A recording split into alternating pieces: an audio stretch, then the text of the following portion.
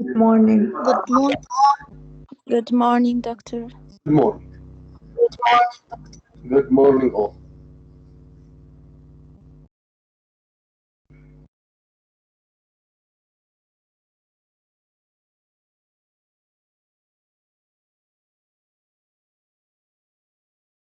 Okay, do you have any question before we start?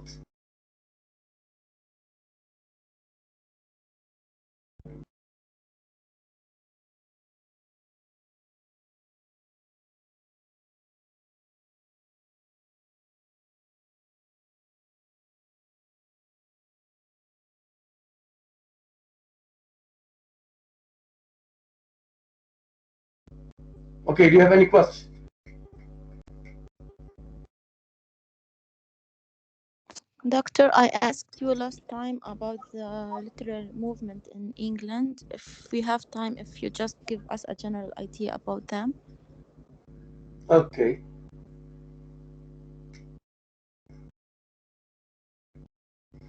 Okay, if we proceed from the old English period to the present, we can say that the history of English literature dates from the old English period to the present.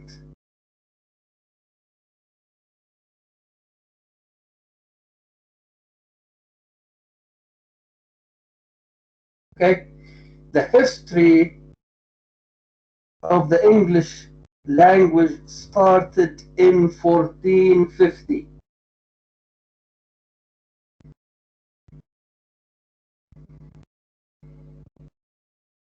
When England was occupied by Anglo-Saxon tribes that came to England from the continent. Okay, now we know that the English language started not in England, it started outside England. And the tribes that brought the English language to England came from a geographical place which is to the north of Denmark. So this means that the English language started outside England. Before the Anglo-Saxon invasion of England, England was populated by certain people who had their own language. These people left England as a result of the Anglo-Saxon invasion. They resorted to a certain place in France called Brittany. Okay, so a large number of the original population of England left for France, and those who stayed in England got assimilated into the new environment through marriages. Okay, now we know that these Anglo-Saxon tribes settled in England around 1450.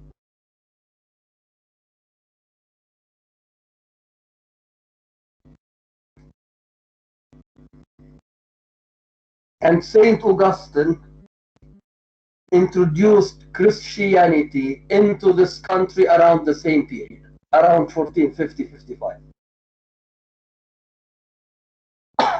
Okay, so the Old English period in literature, let's say, extends from 450 to the year 1000. This is the Old English period. And the most famous work of literature of this period is Beowulf. Beowulf, Beowulf, and you have to underline it because it is the title of an English epic. It is considered by critics the first and last, i.e. it is the only English epic. And this epic was written by an anonymous poet. We don't know who wrote Beowulf. In fact, many works of literature written during the Old English period are anonymous. We don't know the names of their authors. Okay? Now, Beowulf deals with a hero who is called Beyo, who comes to help his friends in a certain country. The nation is threatened by a monster called Grendel. Grendel lives at the bottom of the sea. Grendel is used to attacking the court of the king at night. He kills as many knights as possible and takes them with him to his den at the bottom of the sea. So Beyo came to England, or to this country. It is not called England in the poem. To save his friends, he kills Grendel and provides the nation with safety and security. So that's why we say that the epic hero is a great man who provides the nation with safety and security. And that's why we say that the epic hero defends the nation against an inimical force. And that's why we say the epic deals with the beginnings of civilizations. So the Beowulf celebrates the beginning of the English civilization in England. And it celebrates the beginning of the English nation on those territories. Okay? In addition to Beowulf, we have many works of literature. Most of them are highly religious. They deal with the religious issues.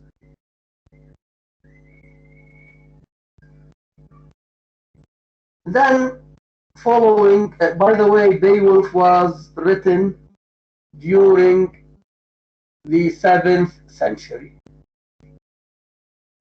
It was written during the 7th century.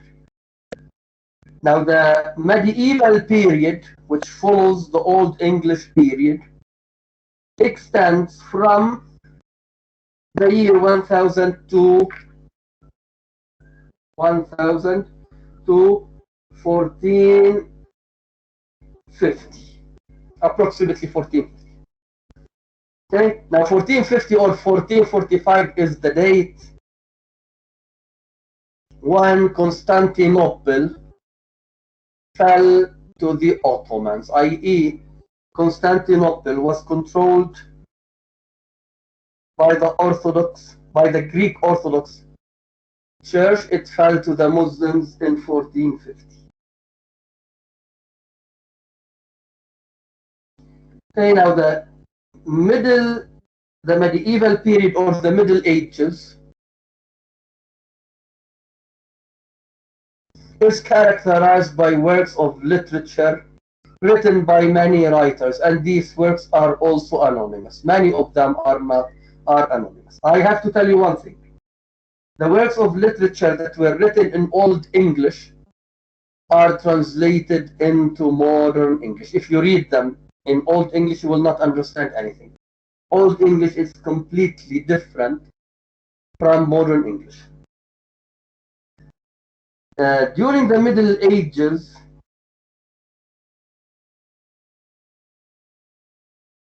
Geoffrey Chaucer, C-H-O-U-C-E-R, wrote his works of literature, and he is considered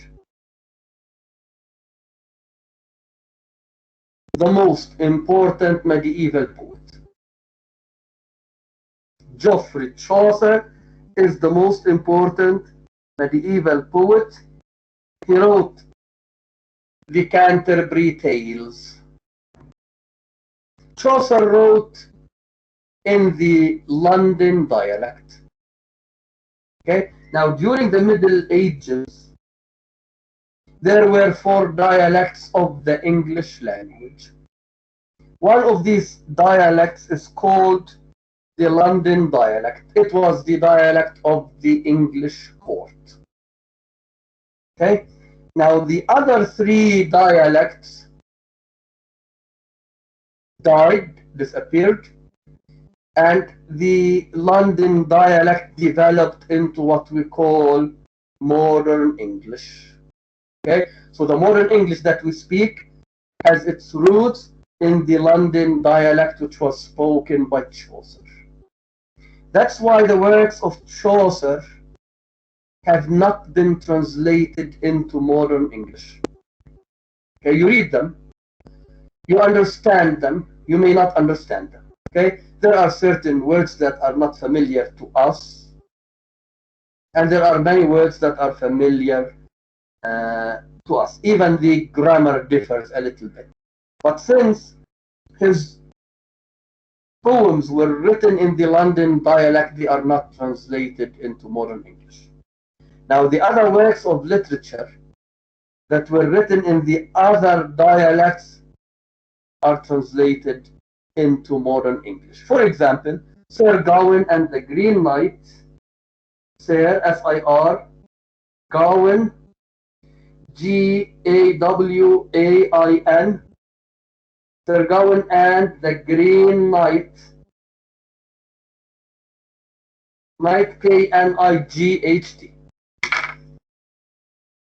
has been translated into modern English because it was written in one of the 3 dialects that disappeared throughout the history of the English language. By the way, Sir Gawain and the Green Knight is one of the very important works of the Middle Ages. It is also anonymous. We don't know who wrote Sir Gawain and the Green Knight.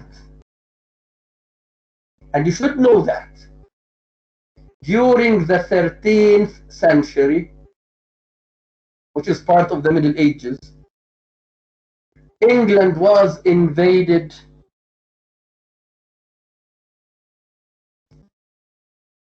by the French, who came from the Normandy in France. They invaded England, and French became the official language of the English court. So during the 13th century, French became the official language of the English court. This is one of the reasons why we have many French expressions or words in the English language. Okay? Now, the year 1450, as I told you, marks the fall of Constantinople, Al-Qustantiniya, Istanbul now, to the Muslims. And this year marks the beginning of the Renaissance. Okay? So the Renaissance started in 1450. Now the Renaissance in England extends from 1450, let's say, up to the year 1700. Okay? Now, during this period, we have what we call the Elizabethan Age. Why is it called the Elizabethan Age? The Elizabethan Age covers the reigns of 3 kings of England. Henry, the reign of Henry VII, the reign of Henry VIII, and the reign of Queen Elizabeth I.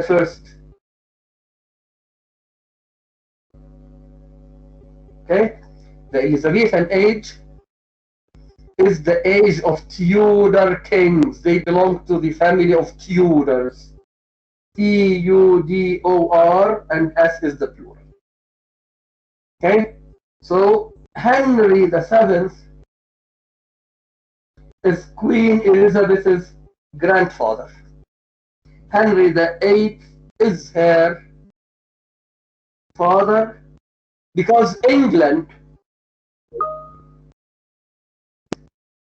became a strong English nation under the reign of Elizabeth. Her age, her father's age, her grandfather's age are called the Elizabethan age. Okay, so that's why these three ages constitute what we call the Elizabethan age. Now, as you know, Henry VIII, Elizabeth's father, is the one who broke with the Catholic Church, with the Roman Catholic Church. Okay? So he broke with the Roman Catholic Church because he wanted to divorce his wife, because his wife was not able to give him an heir, i.e. a son. The Pope refused to give him a permission to divorce his wife. As a result, Henry VIII broke with the Catholic Church. He said goodbye, in other words, to the Catholic Church, and he established the Anglican Church of England. The Anglican. Anglican, Church of England. He divorced his wife and he married another woman. Okay, so his new wife gave birth to Elizabeth and to her son. Her son died at the age of 15. He was sick. After their father's death, he became the king. Then her brother died. Her sister Mary came from Spain to rule England. Her sister Mary was married to the King of Spain. Then the English appointed Elizabeth the Queen of England. They didn't want to be ruled by the Spanish. Okay? Queen Elizabeth died in 1600. After her death,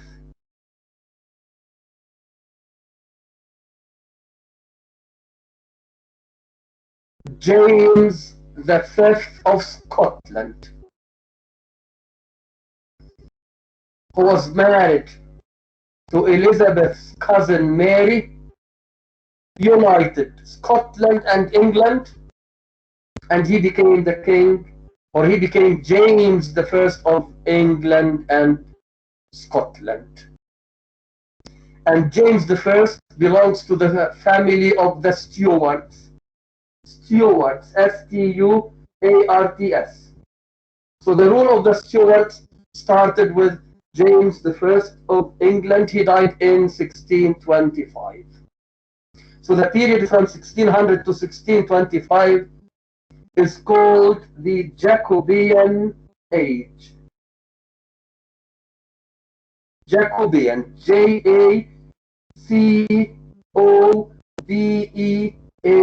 Jacobean, from Jacob. James in Greek means Jacob. So this is the age of James I. It is called the Jacobean Age.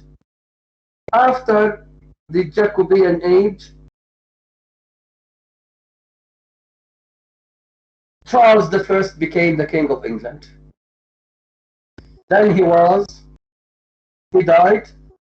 The throne was passed on to his son Charles II. Charles II was dethroned by the English Revolution, i.e. the English rebelled against him. They considered him a dictator. They banished him, exiled him from England, and a Commonwealth was established. Okay? And Cromwell, Cromwell, Cromwell became the head of the English Commonwealth. He created a certain kind of republic. After Cromwell's death, his son, I think his name was Richard, ruled England, but he became a dictator. The English rebelled against him.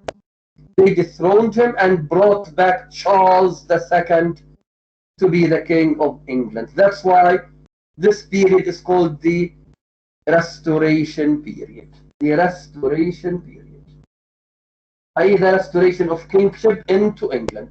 This occurred around the year 1670 or 75.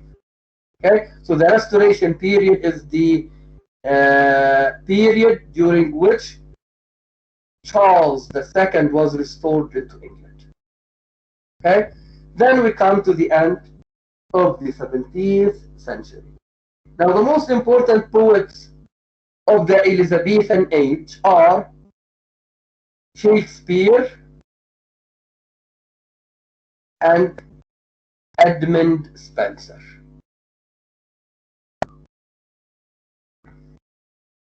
Now, the most important poets of or writers of the 17th century are the Cavaliers, i.e. the knights. These were the supporters of the king, and their poetry celebrates their love of women and their loyalty to the king. So they constitute one trend in English poetry. They are called the Cavaliers, and they are called also the adherents, i.e. they are the supporters of the king.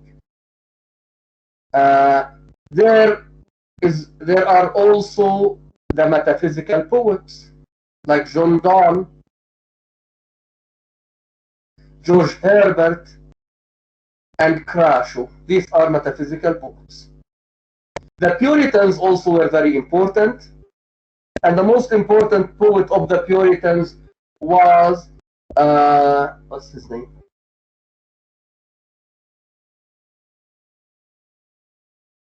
John Milton. John Milton wrote Paradise Lost, which is a very famous poem, and Paradise Gained during the 17th century. In addition to John Milton, you should know that John Milton became blind at the age of 40. He dictated Paradise Lost and Paradise Gained to his 3 daughters. Okay? Now his doctors advised him to stop reading and writing, otherwise he would lose his vision, his sight. He said, "They tell me not to read, not to write. They better tell me not to live." Okay? In addition to Milton, we have John Dryden. John Dryden is very important as a 17th century poet. After the 17th century, we have the 18th century. The 18th century is called the Neoclassical Age. Neo, N-E-O.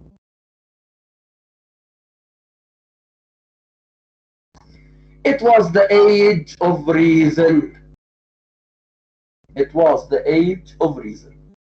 In other words, the poets wrote their poems as a result of thinking, not as a result of emotions and imagination. And the neoclassical thinkers, poets, writers believed in order. Everything is well ordered, well organized. They compared God to a clockmaker. Yes, to a clockmaker. The clock is something precise, and God's creation has been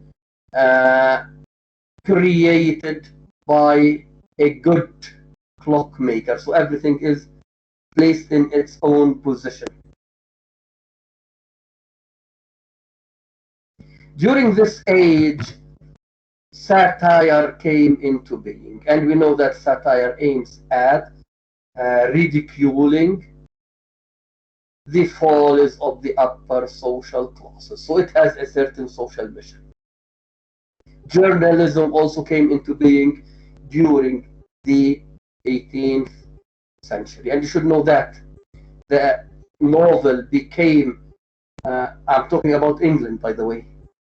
The first English novel, in the true sense of the word, was written during the 18th century. Do you know what is it?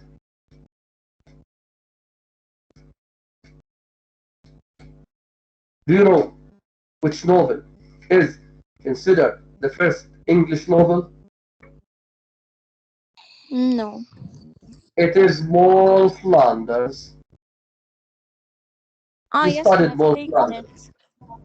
Yes, Moll Flanders is considered the first English novel in the true sense of the word.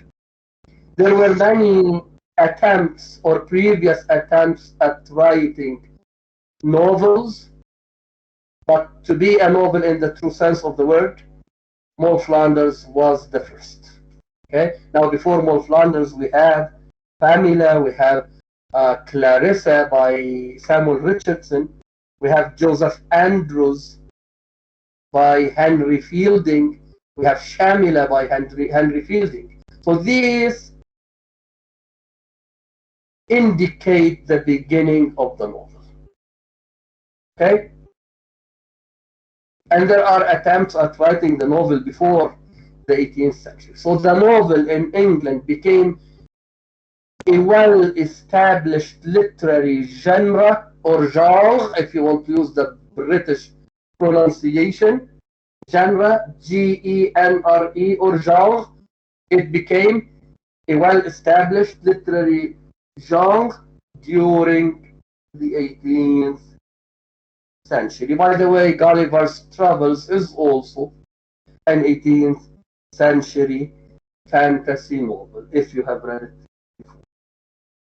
Okay, so this is the 18th century. It was the age of reason, the age of thinking. Now, during the last 25 years of the 18th century, the Romantic movement started. It started in England. I'm talking about England. It started with William Blake. Blake, B-L-A-K-E. William Blake started writing his romantic poems during the last 20 or 25 years of the 18th century. Now, one important poet of the 18th century is Alexander Pope. Alexander Pope, P-O-P-E. He is considered the most important poet of the 18th century. Okay, so when we study the history of English poetry, we try to identify the most important poets of certain ages. So Chaucer is the most important poet of the Middle Ages. Shakespeare and Spenser are the most important poets of the Elizabethan age. Milton is the most important poet of the 17th century. Milton, M-I-L-T-O-N.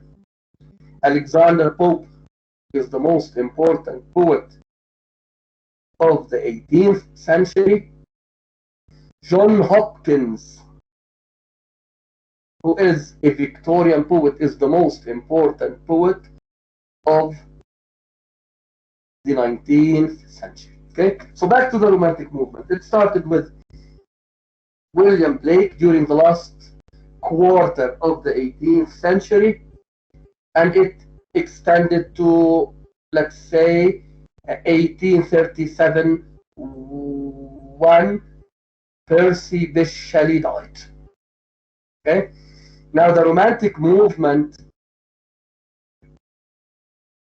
is divided into two movements.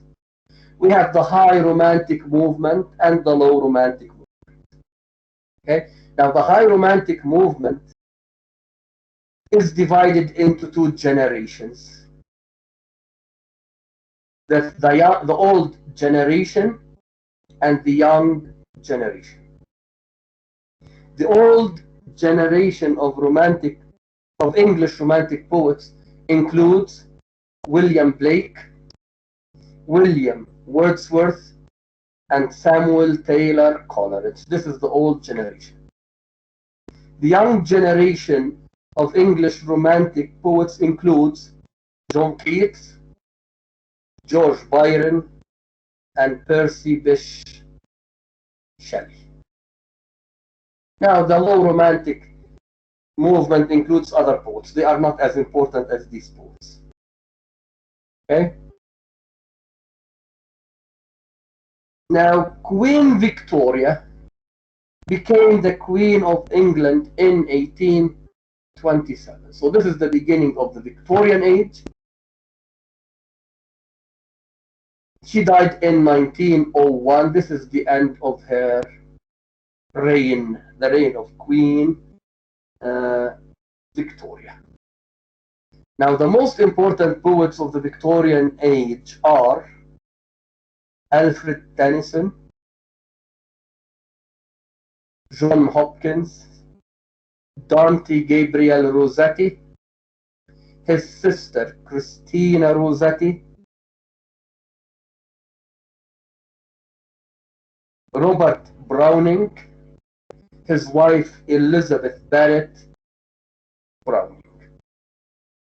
Okay? There are other poets, okay? But the most important one of these poets is, as I told you, John Hopkins. He came up with a new meter in poetry. It is called the Sprung Rhythm, S-P-R-U-N-G, the Sprung Rhythm. Okay, the Sprung Rhythm has 3 successive strong beats, 3 strong beats. Okay, that's why it's called the Sprung Rhythm. Okay, so this is the Victorian age.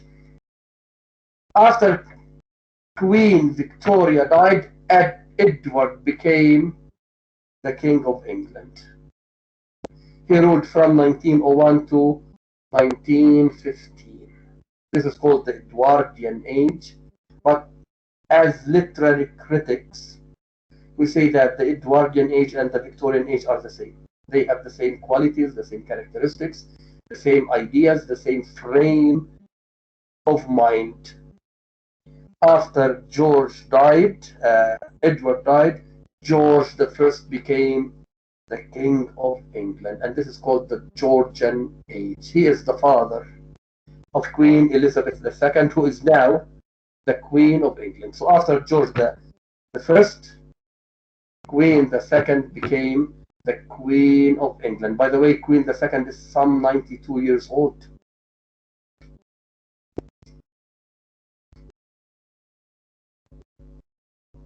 Okay, now we know that modernism in European literature started around 1886, towards the end of the 19th century. So poets and writers started coming up with new techniques, new ways of writing poems, novels, and plays.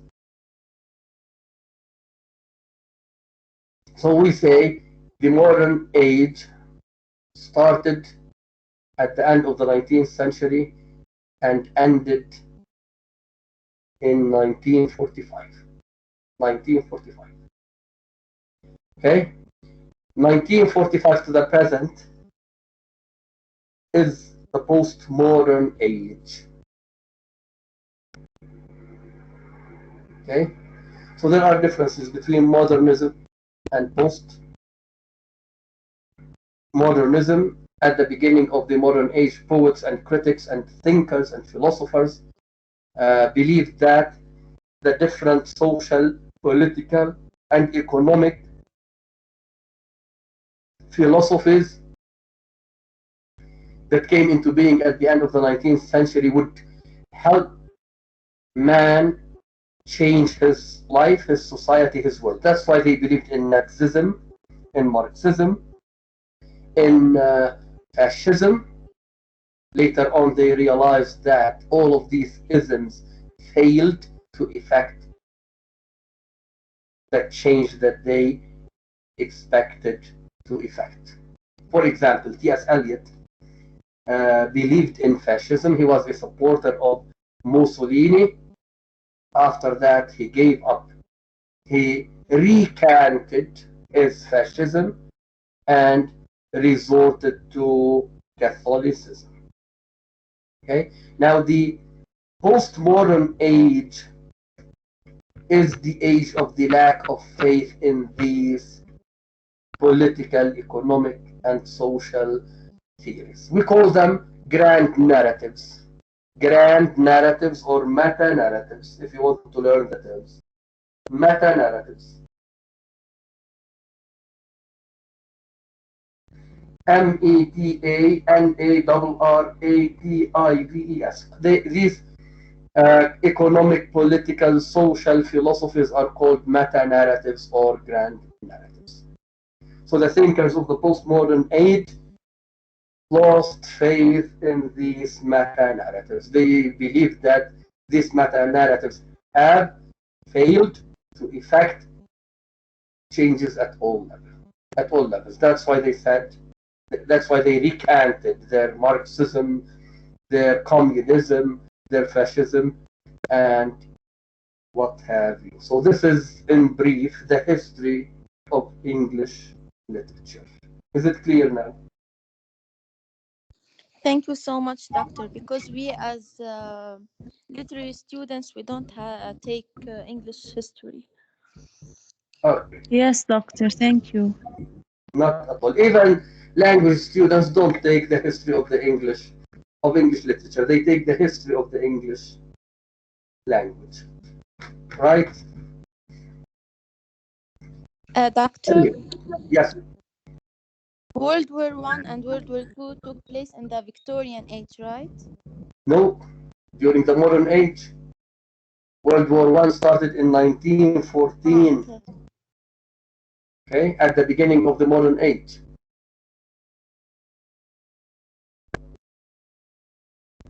World War II in 1945. In 1939, it ended in 1945, i.e., with the end of World War I.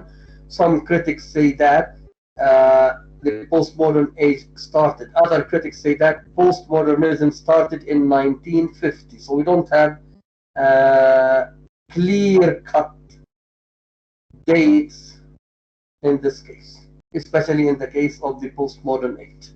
Okay?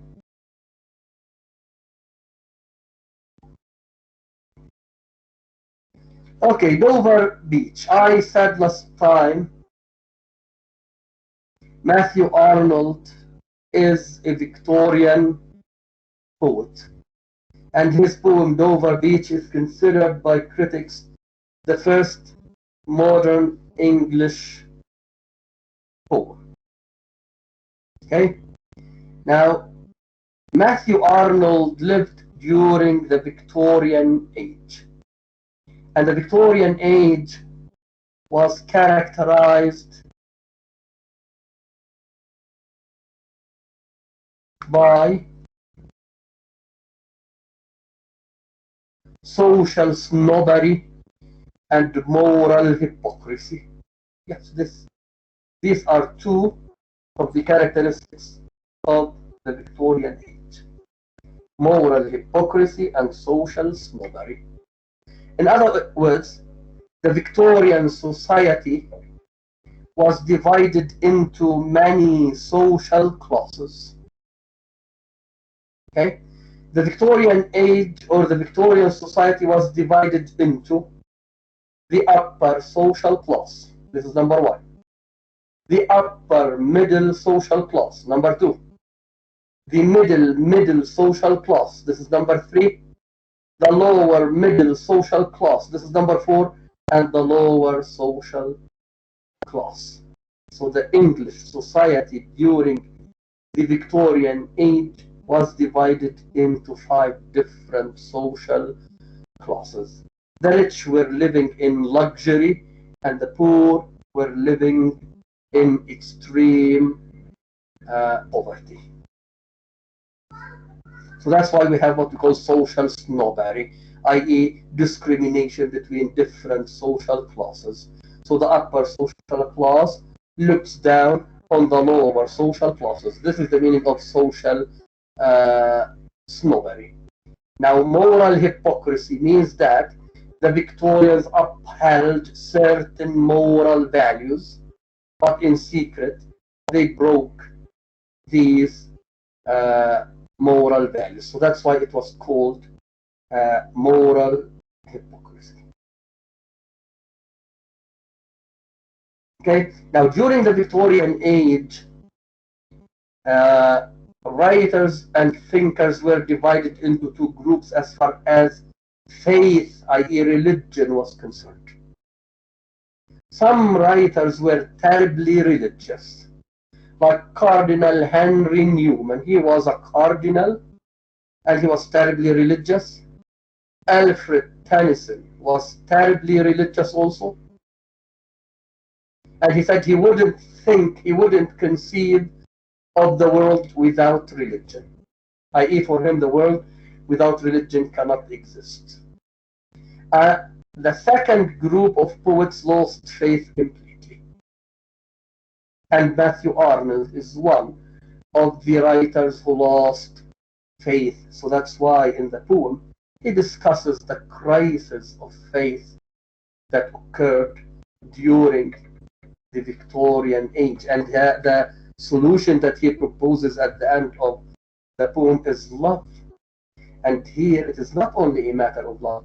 It means that instead of having faith in God, Arnold proposes the faith in man as a solution to the problems and crises that humanity was facing during the Victorian age and at the beginning of the modern age. Okay?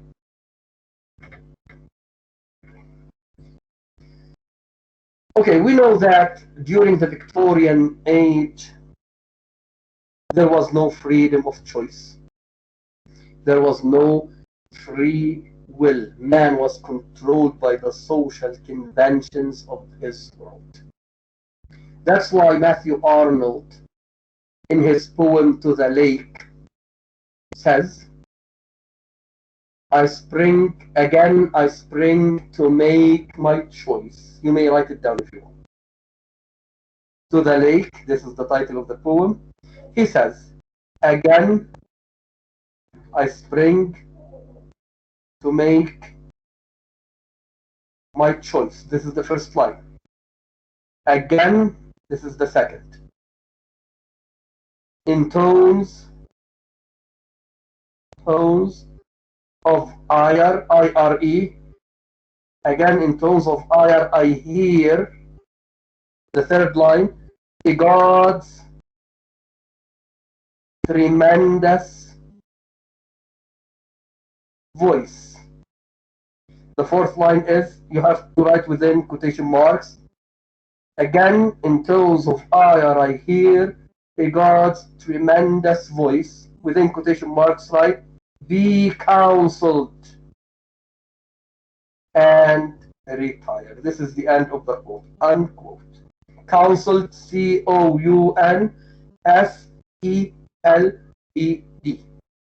Okay, so again, I spring to make my choice.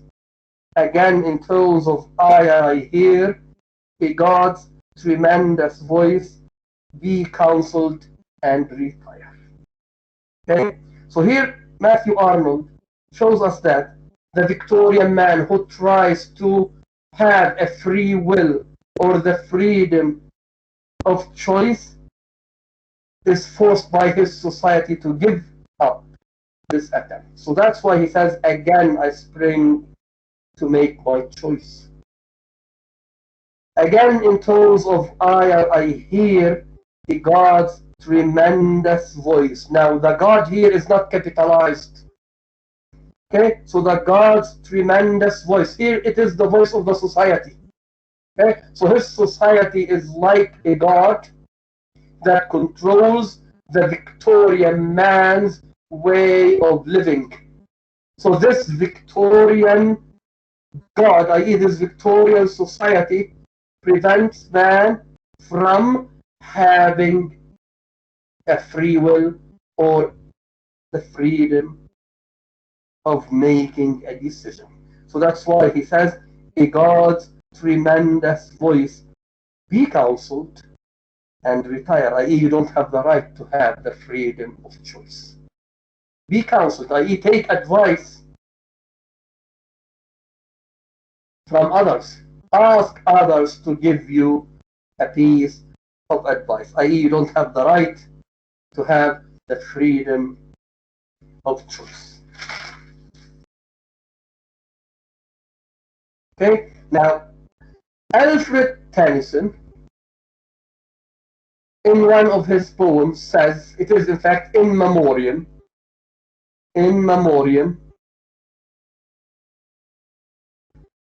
memorium. It is a long poem, made up of many poems. Okay, so in this poem he says, and was the day of my delight. This was the first line. The second line, as pure and perfect as I say. Again, this is an example of hypocrisy, i.e., people used to say what they didn't believe in. Now, in this poem, Tennyson is lamenting the death of his friend. And he's saying that the day of his delight was not as perfect and pure as he says, because he lost one of his dear friends. Okay, now these two lines apply to the fact that the Victorian age was the age of moral hypocrisy. Okay, it was also characterized by earnestness. The Victorian age was characterized by earnestness. And Tennyson, in his poem Ulysses, you read Ulysses before. In Ulysses, Tennyson says, I'm trying to remember what he says, to strike, to strive, to find, but not to yield, right? To strike, to strive, to find, but not to yield, i.e., not to surrender, not to give up. Okay, so this is an example of earnestness, i.e., you have to be diligent, you have to work hard to achieve your goal. By the way, to strike, to strive, to find, but not to yield is the logo of the Lebanese American University. To strike, to strive, to find, but not to yield is the logo of the Lebanese American University. And the logo of AUB, i.e., the American University of Beirut, is that they may have life and have it abundantly, i.e., we educate people so that they can have life and can have it abundantly, i.e., we educate people to enjoy living, to have a better life. Okay, so LAU took its logo from Tennyson's Ulysses, and you read Ulysses at least with Ali al-Husseini when you took the Romantic literature, right? Yes, doctor. Yes, you took Victorian and Romantic poetry with Dr. Ali al-Husseini, and he used to teach you Ulysses in that course. Okay, at the end, I think, of the poem, Ulysses, who is addressing his son Telemachus, says that to strike, to strive, to find, but not to yield. Okay?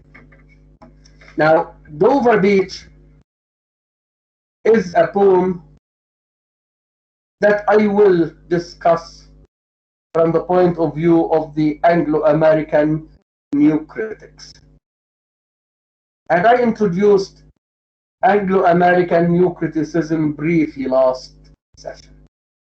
I said according to the new critics, a work of literature is an entity made up of a form and a content. The form stands for the style, the techniques, i.e. the way of writing, and the content stands for the meaning. Okay? Now, according to these critics, the reader should come at the meaning that the poet or the writer intends to express through analyzing the relationship between the form and the content of a certain work of literature. That's why one new critic wrote, "The well-wrought air." Okay, here's Kenneth Brooks. I will spell it to you. Kenneth, this is his first name. Cleanth. Brooks, Brooks. Brooks wrote a book entitled The Well. Doctor, Yes, you're too fast. Sorry. I'm going too fast. Mamla. Okay. According to the Anglo-American New Critics, a work of literature is an entity made up of a form and a content.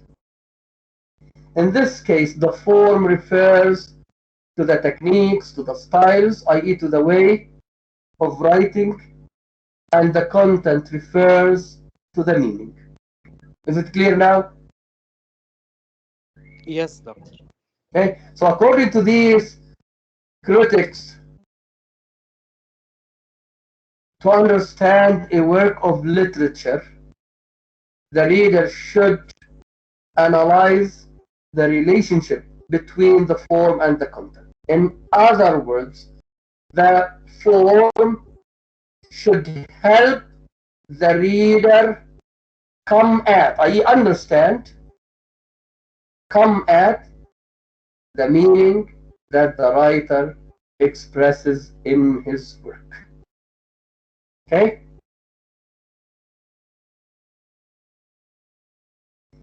One of these new critics is called Kenneth Brooks. Kenneth is spelled Cleanth, Brooks, Brooks.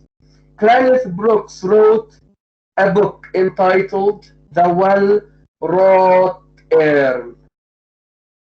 I'll spell it for you, don't worry. And you have to underline the title. Well-wrought, W-E-L-L dash, wrought, W-R-O-U-G-T, urn, U-R-N. What does it mean? We know that an urn is a vase. This is the meaning of urn. It is a vase in British English, or a vase. يعني مزهري. أيقونة. This is the meaning of urn. Okay, so according to these critics, a work of literature is a work of art. And it is well written. This is the meaning of well wrought. Okay? I.e. it is well made. A well wrought urn is a perfectly made urn.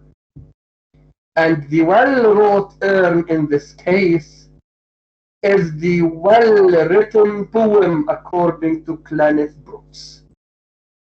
So the well-written poem is a poem that has a balance between the form and the content. Okay? Now I will tell you one thing. If the form fails to help us decipher, understand the meaning, it means that this is not a good poem, according to the new critics. Okay, so this is their criterion for evaluating a work of literature.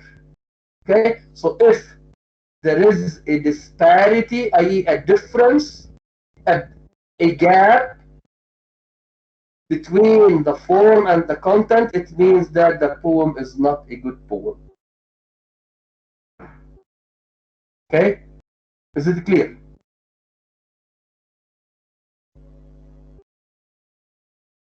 Yes, doctor. Okay, so in this case, the reader of a work of literature should focus on the internal elements of the work. So in this case, we have a poem. So we have to focus on the stylistic features of a work of literature. Okay? Now, you are taking stylistics this semester, so I'm not going to elaborate on stylistics in this course. You already know what we mean by stylistics. Okay? So stylistic features include rhyme, rhythm, imagery, even the punctuation marks play a great role in affecting or in expressing the meaning. Okay? Even the passive voice or the active voice plays a role in determining a certain meaning. Okay? So in this case, a new critic focuses on the internal elements of a work of literature.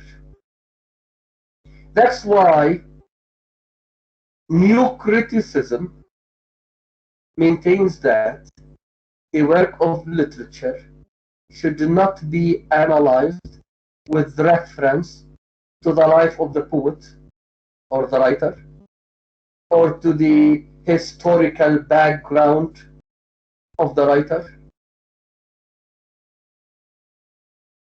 to his political beliefs, to his historical background, not only social, to his religious background. Okay, so new criticism is a divorce between a work of literature and biography, history, religion, philosophy. Okay, so what does it mean? It means that if we read a work of literature, we don't need to read the biography of the writer to understand his work. That's why there is a divorce between a work of literature and the biography of the writer. We don't have to identify the philosophies, i.e. the philosophical ideas that have influenced the writer, or his religion, or the historical period during which he wrote his book. Okay, so in this case,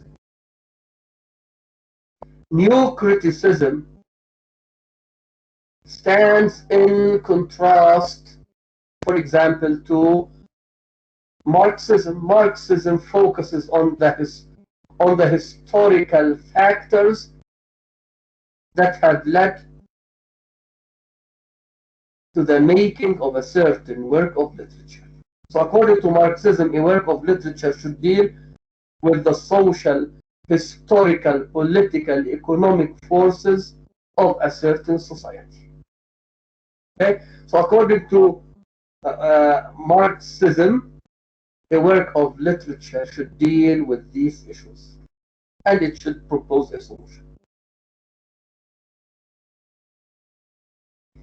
Okay, now autobiographical criticism aims at analyzing a work of literature by linking it to the life of the poet. This is autobiographical criticism.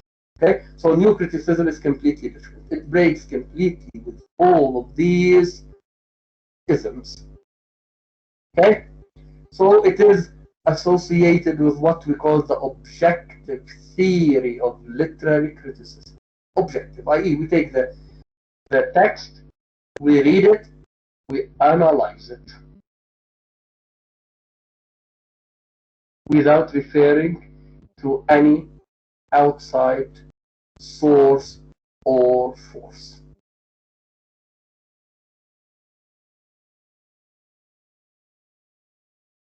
Is it clear?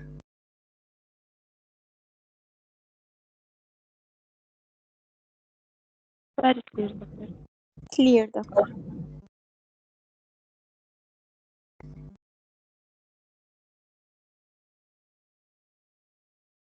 We have taken this in the literary criticism course. Okay. Criticism 1.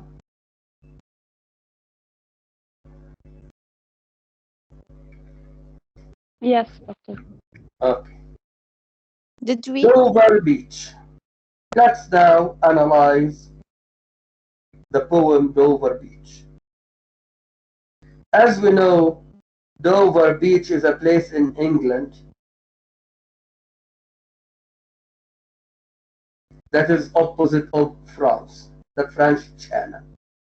So if you stand on Dover Beach, the French beach will be clear to you.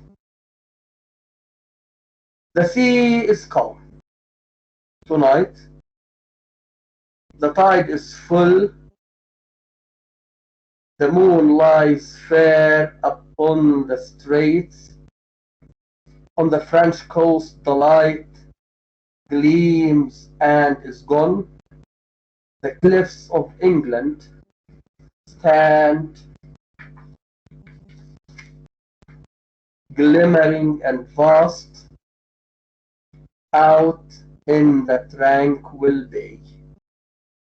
Come to the window, sweet is the night air. So the speaker is addressing a listener. Okay, so in this poem we have two persons, the speaker and the listener. Right? What does this remind you of?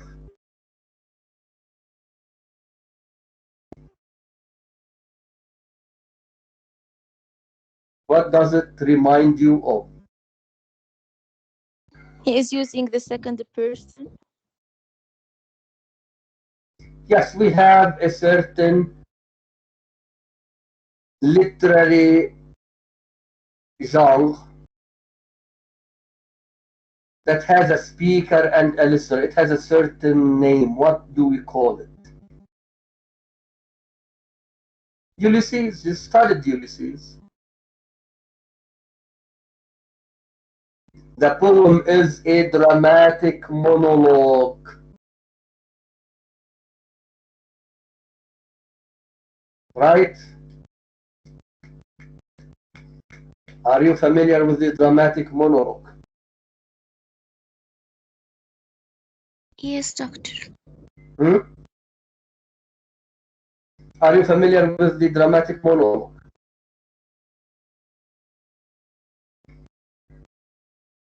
Okay, the dramatic monologue is a poem that has two characters.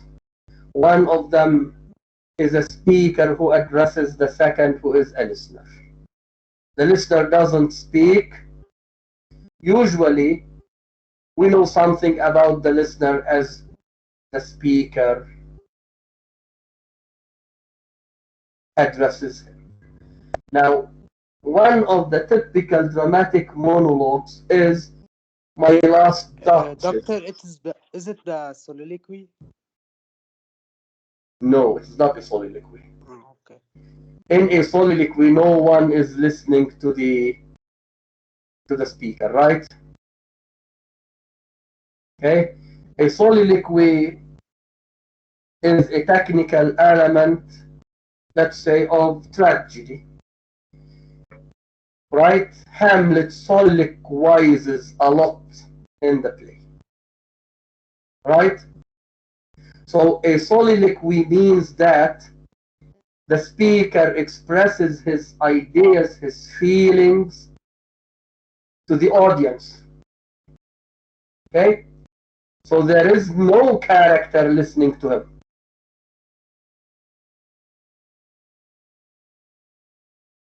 Is it clear? Okay.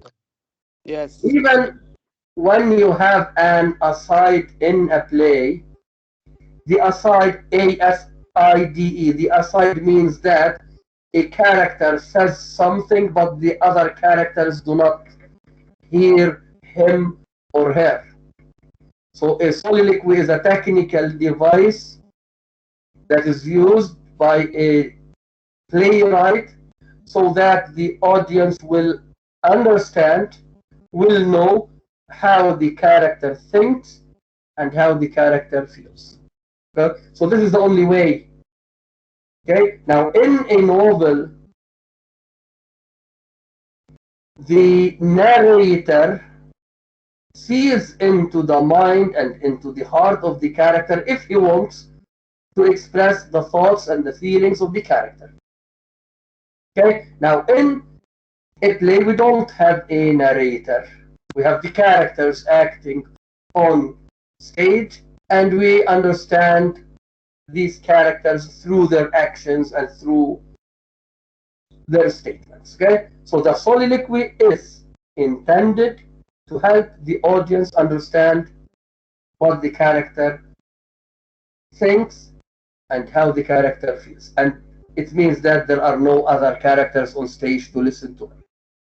Okay? In a dramatic monologue, there is a listener, there is a person listening to the speaker. Okay? So here there is a man addressing his woman, his beloved.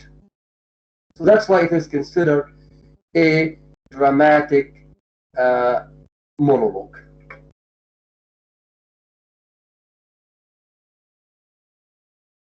Okay? The sea is calm tonight. The tide is full, the moon lies fair upon the straits. So this means that the sea is at high tide. We know that there is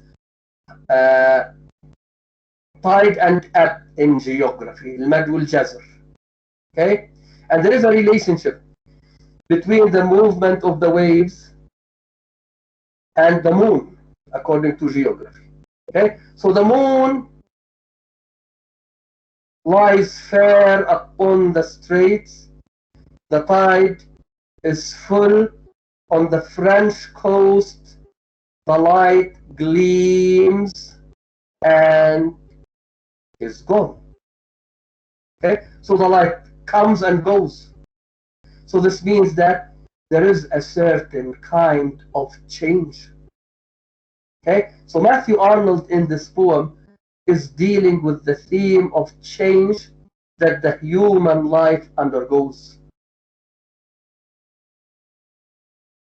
Okay? So the tide, which represents the movements of the waves, reflects the continuous or the changes in human life. Okay? So the sea is now at high tide, and later on it will be retreating. And Matthew Arnold in this poem uses the imagery of tide and ebb to highlight the retreat of faith from humanity. Okay? So here he is drawing a contrast between man in the past and man in the present. In the past, man was faithful. Man had a great sense of faith. In the present, man is losing faith. So Matthew Arnold dramatizes faith with, or expresses faith through tide i.e. the movement of the waves towards the shore. And he dramatizes the lack of faith or the retreat of faith from the world through the retreat of the waves back to the sea. So the faith is retreating from the world just as the waves are retreating backwards. So the sea is calm tonight. The tide is full. The moon lies fair upon the straits on the French coast. The light gleams and is gone. The cliffs of England stand glimmering and vast out in the tranquil bay. Come to the window, sweet is the night air. Look at the lines of this poem. We have short lines and long lines, right?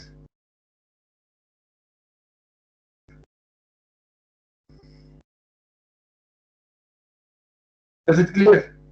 Do you have the poem with you? Yes. Okay, we have long lines, short lines.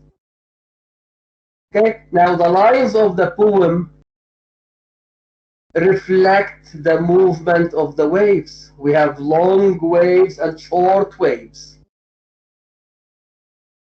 Okay, this is what we call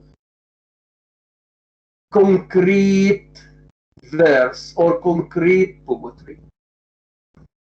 Concrete, C-O-N-C-R-E-T-E, verse, V-E-R-S-E.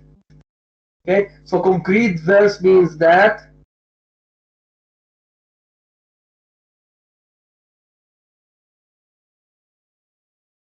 or means the shape that the poem takes on paper.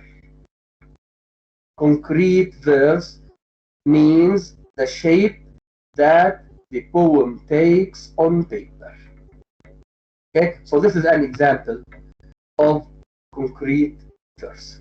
Okay, so the concrete verse in this poem echoes or highlights the movement of the waves. Okay, so the movements are moving forward and backward just as faith is moving backward from the universe.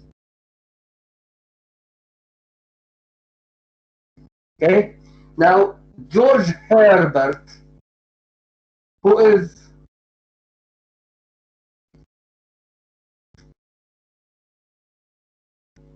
a metaphysical poet,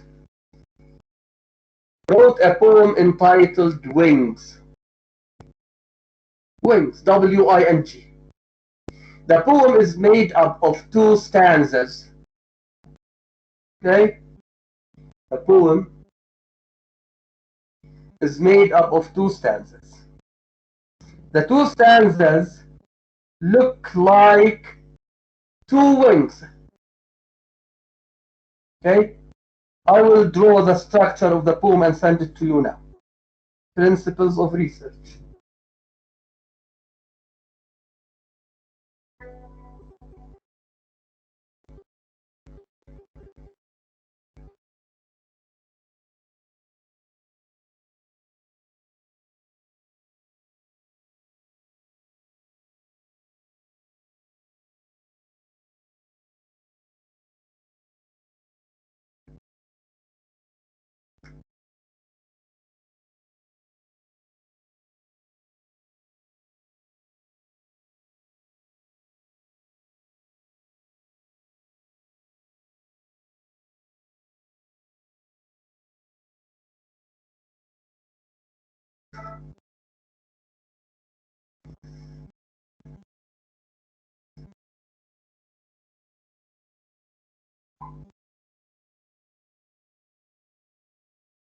Okay, check your phones. Did you get the form that I drew? Yes. Okay. Now in this poem, George Herbert writes a long line. The second line is shorter than the first. The third is shorter than the second until we come down to a short line. Then the second stanza starts with a very short line. Then the lines become bigger and bigger until we end up with the last line, which is longer than the first. Okay? And the poem is entitled Wings. And here he is dealing with the wings of love. And the poem is highly religious. He's dealing with Jesus Christ. Okay? So this is an example of concrete verse or concrete poetry. So the shape that the poem takes on paper reflects the meaning that the poem expresses. So here the lines are short and long. They reflect the movement of the waves, and at the same time they reflect the meaning that the poet wants to express. So he deals with how people were faithful in the past and how they are losing faith in the present. So the tide and ebb of the waves represents the tide and ebb of faith from the universe.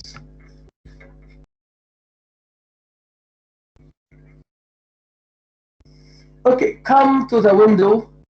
Sweet is the night air. So the night air is a kind of breeze. It is a gentle breeze. And there is a purpose behind saying sweet is the night air. Later on, Matthew Arnold tells us that the sea of faith is retreating to the gentle breeze of the night, i.e., it is too weak so that the gentle breeze is stronger than it. Okay, here we have the rhyme scheme. Let us have a look at the rhyme scheme. Tonight rhymes with light. Fair rhymes with night air. Light doesn't rhyme with any word, and day doesn't rhyme with any word. So here's the rhyme scheme or pattern runs as follows: A, B, A, C, D, B. And I will comment on the rhyme pattern later on. Okay, did you write it down? A, B, A, C, D, B. Only from the long line of spray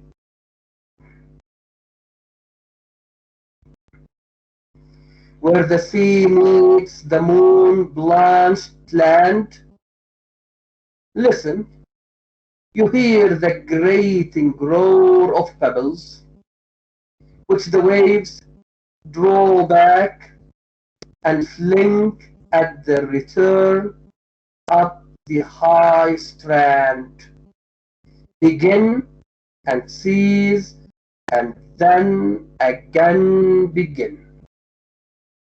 With tremulous cadence, slow, and bring the eternal note of sadness in. Okay? So as the waves fling the pebbles up the high strand, the speaker hears the roar of the pebbles, i.e. the sound of the pebbles. And the roar of the pebbles reminds him of the eternal note of sadness, i.e. they make him sad because they remind him of something that causes him to be sad. It reminds him of the fact that faith no longer brings humanity together. Faith no longer unites human beings. He represents the movement of the waves through certain stylistic features. Let me comment on line 12. Begin and cease, and then again begin. Right? If you want to scan this line, you will realize that the meter is iambic.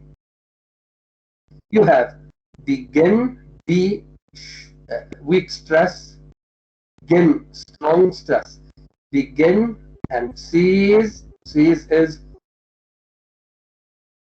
strongly stressed, and then again strongly stressed, again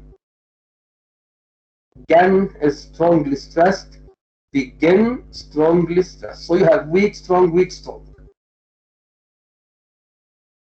Okay, so the iambic meter highlights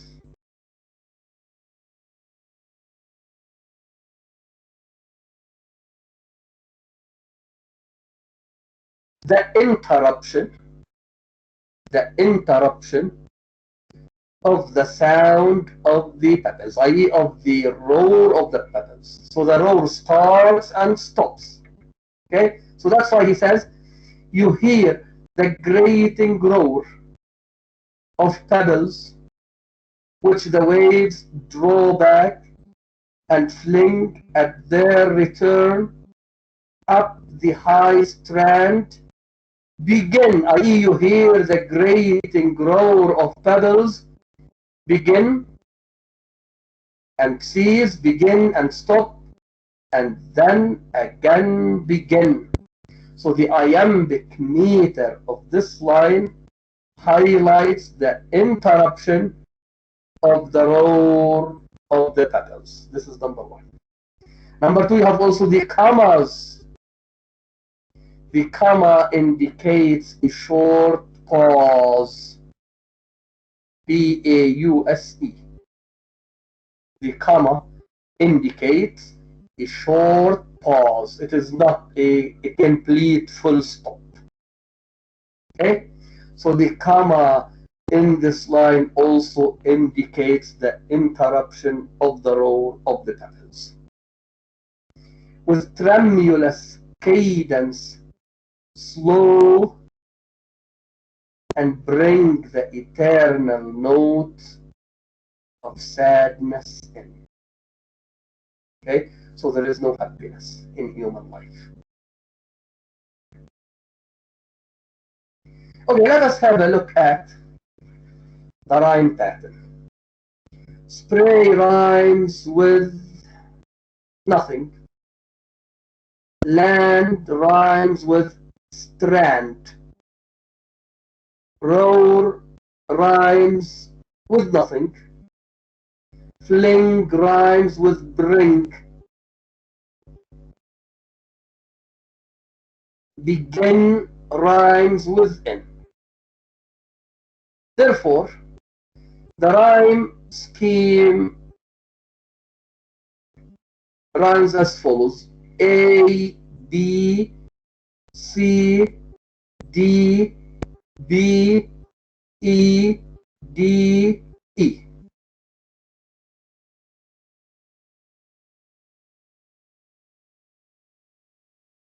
A, B, C, D, B, E, D, E. A, B, C, D. So we expect to have the rest of the stanza having the rhyme scheme of A, B, C, D, but we don't have it. Right? We have A, B, C, D. Then we have B, E, D, E. So this means that the rhyme pattern is interrupted.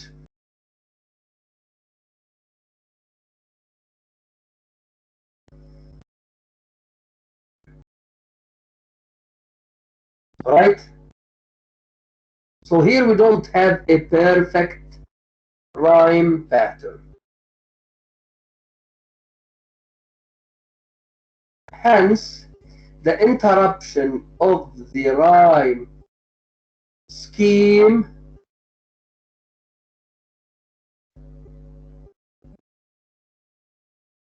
highlights the problems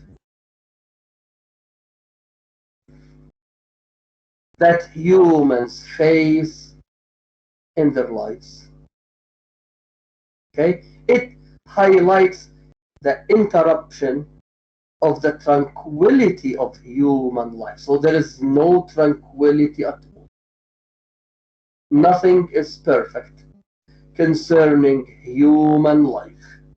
So there is no perfect happiness. So that's why the roar of the pebbles reminds the speaker of the eternal note of sadness. Okay? So the roar of the pebbles reminds him of the retreat of faith from the human world.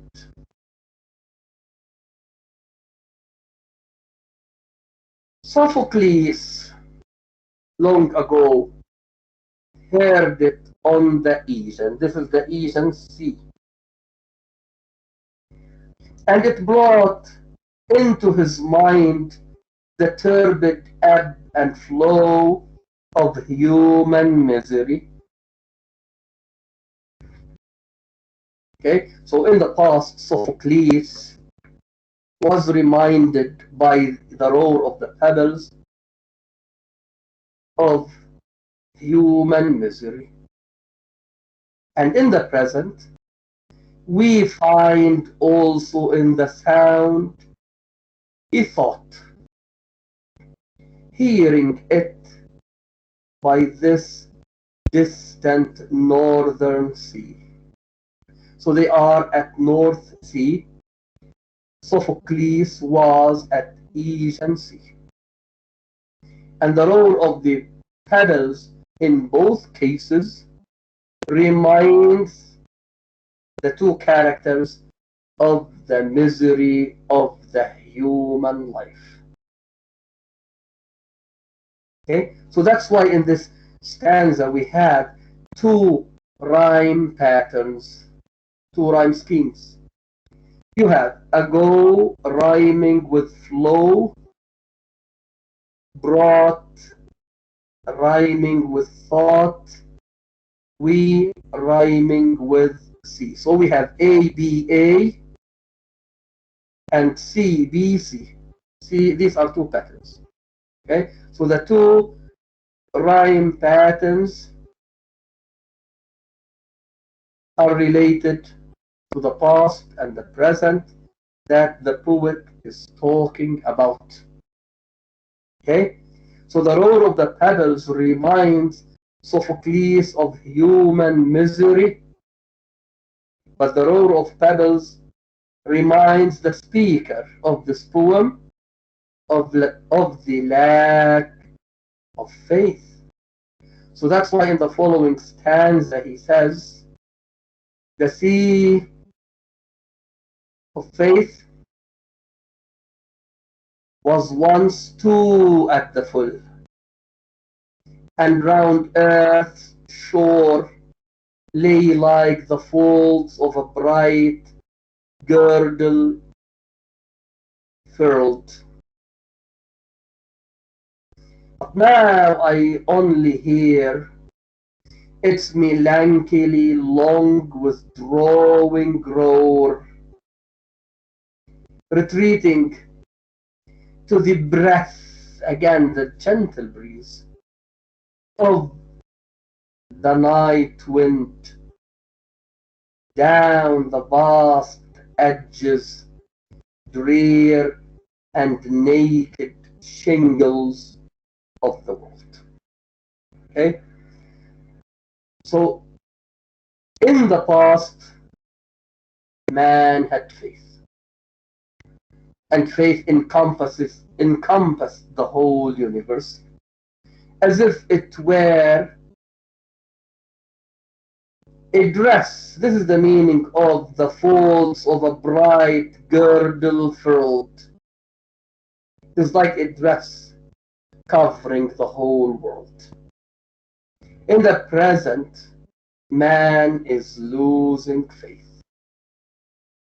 That's why he compares the world to a beach. Yes. So the Dover beach is symbolic of the universe where man is living,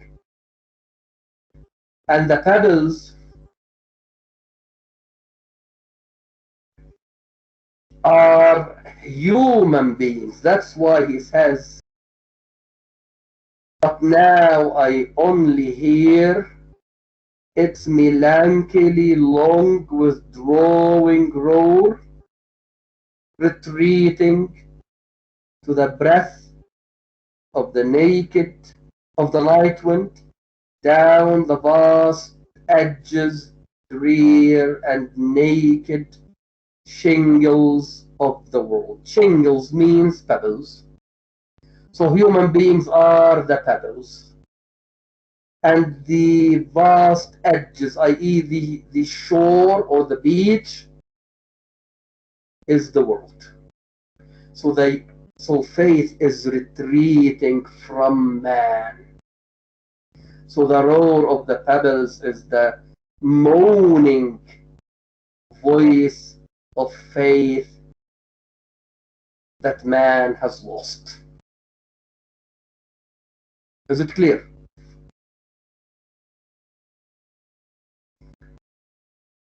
Clear, doctor. Yes. Okay.